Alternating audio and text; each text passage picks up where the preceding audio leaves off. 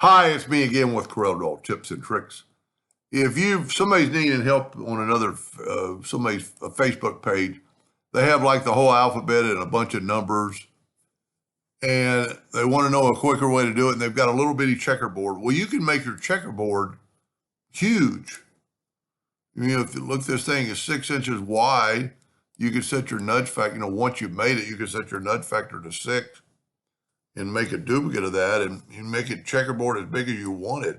Now you got to group it together. And I do not like the PowerClip tool. But if we will group this whole letter, and he had like rows of letters, I'm going to group them all together.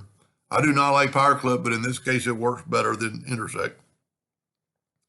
Then just go up to Object in PowerClip, place inside frame, and there you have your whole alphabet. I'm hoping that's what he was wanting, and hope that helps somebody someday, and thank you for watching.